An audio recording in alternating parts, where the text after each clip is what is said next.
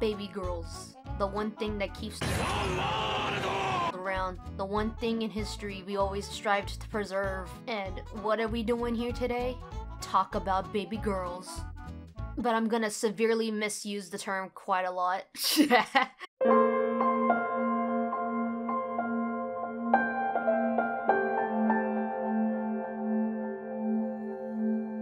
Why the fuck did I make this video? There's no good reason. I just wanted to be a degenerate on main, I'm gonna be honest. And also my dad's watching this video. This is like part 1 of like, I don't know, a bajillion. I don't know, depends if anyone wants to keep the ballpark going with this. If I saw these characters and I see them like in public or whatever, not a cosplay, no. If these characters were real, like motherfucking real, like in the real, if I see them, the first thing I'm calling them is not by their names. I will deadass call them baby girl. If I can do it in front of everyone when I got Crisis Core reunion on Christmas Eve and called Zack Fair baby girl, then I can do it here too. Where the fuck's on my list?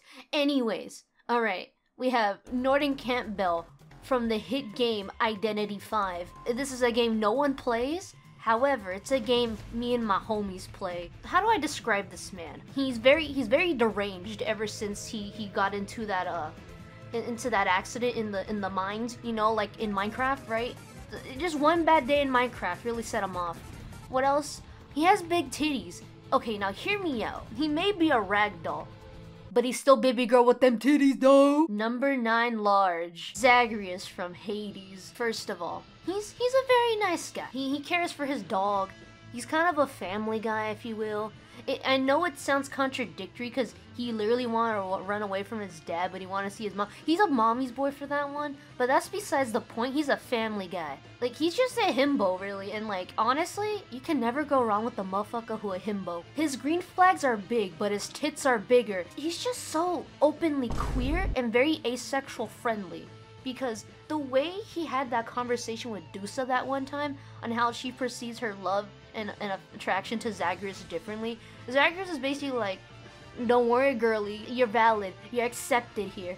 And because I am asexual, that is a very big plus. Number 8, Larxene from Kingdom Hearts. She a bad bitch, like I'm not gonna lie, like girly really goes off and stuff, and she's got the whole lightning shit going on. I don't know, man, cause just one of those times where like I wouldn't mind being bullied. She can call me a slur.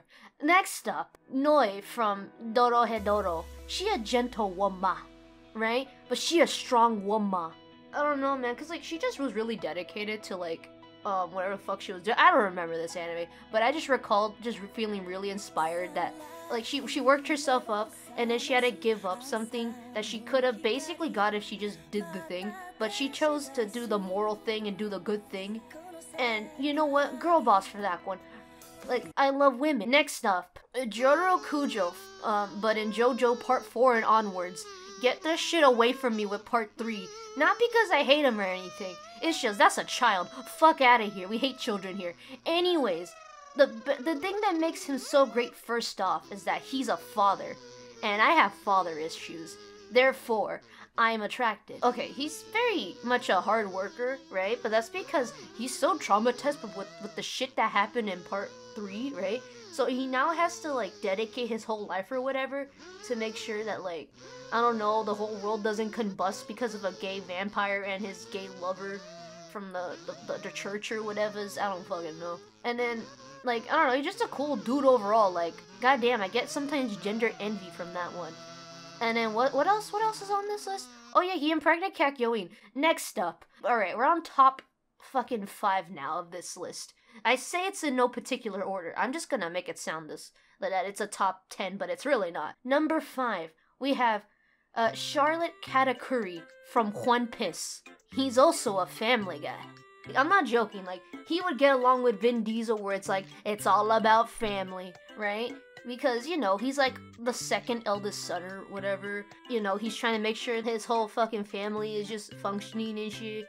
And like, I'm gonna pretend I know anything about Whole Cake Island because I'm not gonna lie. I have not finished reading Dressrosa at all, but I'm gonna act like I know what I'm talking about anyways. So from the gist of what I know, he's actually a really chill dude, even though his exterior is like so like contrasting that, right? Like he could still kill a bitch, right? But like I see the green flags and them red flags, you know? I just like the guy. He's just very comforting, and also he can kill me, and he's old enough to be my dad. Next up, we have Jason Todd from the hit cartoon series DC. That's not even a cartoon. That's just a comic book series from the Batman stuff. Anyways, first of all, like, there's something quirky about the way he exists, right? Where like ever since he fucking died and came back to life, he just became Slay.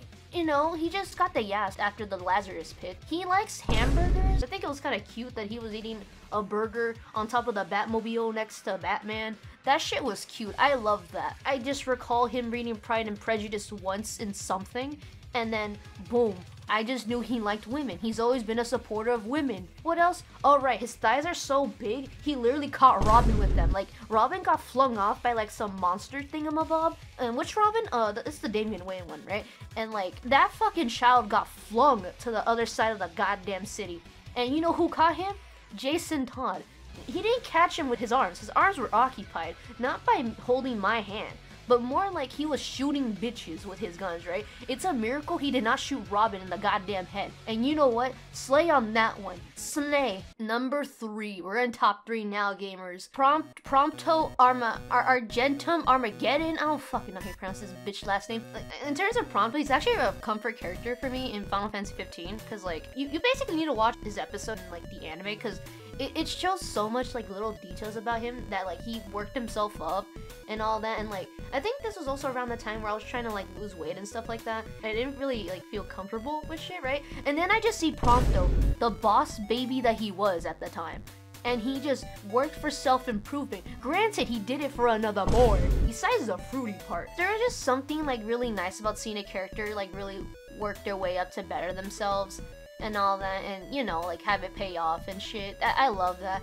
What else? He also wouldn't stop fucking moaning every time I played the game. Like, goddamn, I always end up next to him. He just moans the shit out of it. It's like, goddamn, Prompto, I'm wearing the mariachi suit. Literally, you can stop moaning now, unless you're into Mexicans, might slip. Oh right, he practices his Second Amendment rights. All right, we're on top 2, baby. Mamon.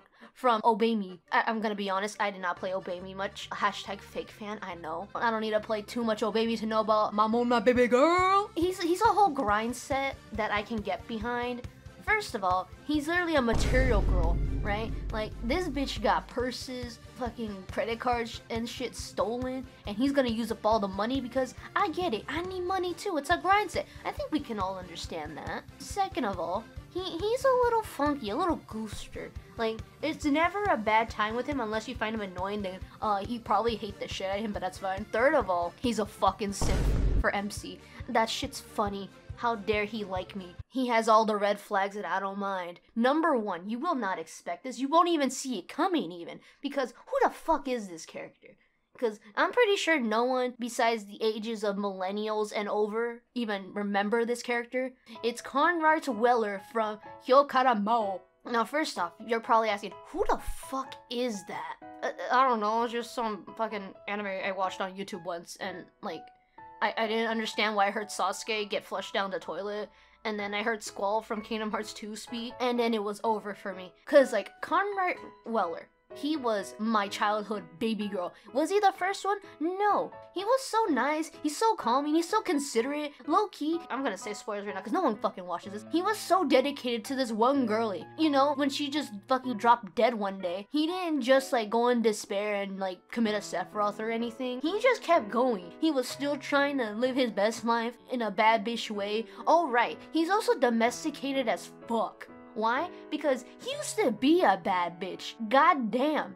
He had like a little bit of a serious attitude and demeanor. And then he just became, this is where my daddy issues come back again, he became kind of like a dad figure at some point. Honestly, that's comforting as shit. I'm not gonna lie. I just like Hyokaramao for what it is. I honestly, most of like that anime would not be the same without Conrad. The English voice actor, yeah, I know, I like listening to English dub trash sometimes. It's the guy that voices Squall from Kingdom Hearts 2, and it's like, oh my god, I can mentally picture Squall just for once being less edgy around Sora and acting like a big brother figure or some shit. And you know, it hit different. It hits different. Alright, but these are all my baby girls. Like, the first part of, like, 10 characters I would call baby girl. Honestly, though, some of you guys might be screaming at me for not choosing certain characters. That's fine. We all got different tastes. And also, I just went by, like, one character per series, because if I went by the same series, this list would never fucking end. I have too many characters I would call baby girl. But yeah, I don't know, like, comment down below if, like, my choices are trash, or who I should have added on the list or whatever. No, I'm not lying. I did record this with my entire family in the house, so... Slay! I'll have two number 9 large, a number 6 extra